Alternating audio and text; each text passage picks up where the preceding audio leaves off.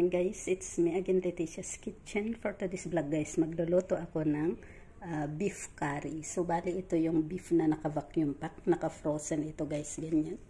Ito yung ganito siya. Nabuksan ko na kasi ito, so ganito yung pack niya. So ngayon maglalagay ako dyan ng mixed vegetables. At saka onion ball. And ito yung gagamitin kong curry, yung curry cubes. Ayan guys. So ito na guys, magluluto na tayo. Ilalagay ko na ang onion ball. Ayan yung ating onion ball.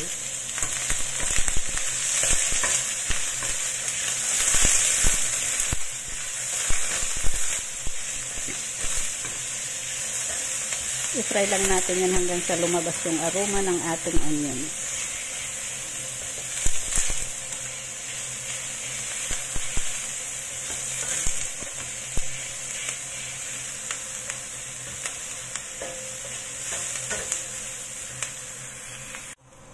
Ngayon, ilagay ko na yung mixed vegetables. I-fry lang natin. Maganda ang kulay guys ng ating beef curry.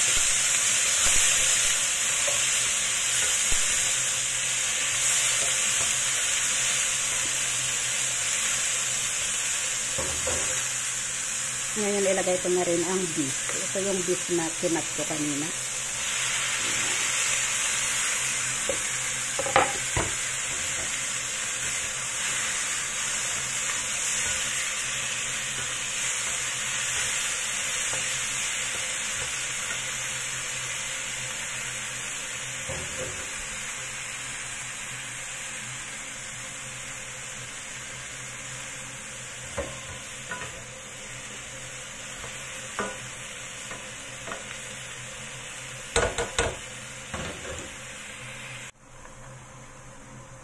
Ngayon ilagay ko na rin ang sabaw ng ating beef.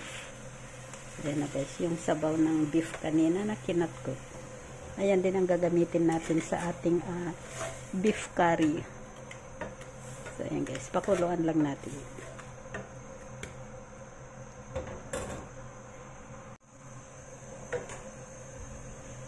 Ayan na guys, kumulo na yung ating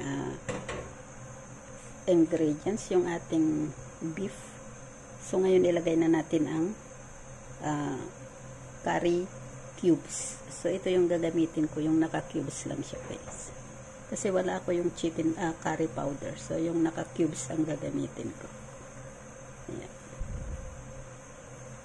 Ihalo lang natin yan hanggang sa matunaw yung ating curry. At hindi na rin ako maglalagay dyan ng mga yung pang timpla kasi ano na yan. Yung sabaw natin ay templado na yun guys. At saka itong curry ay mayroon na rin yan lasa. So ganyan lang.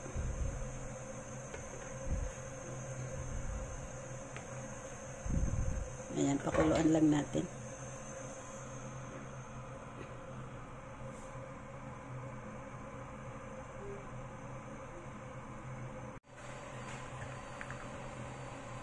Ngayon guys, ilagay ko na yung ating coconut. Ayan, yung gamit kong coconut ay yung Cara. Ayan yung brand nyo guys, Cara coconut.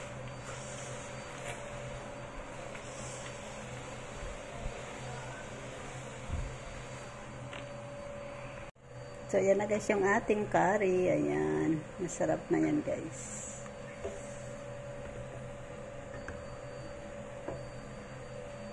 Ayan, with coconut cream. Wow, ready to serve na yan guys. So, ayan yung ating pananghalian ngayon. Ayan, so ready to cook na yan guys. Ay, ready to serve na yan. So, ganyan lang guys yung ating beef curry pala, hindi chicken curry. Beef curry. So, ayan lang guys. Thank you for watching. Please don't forget to click like and share. Thank you. Bye-bye. God bless.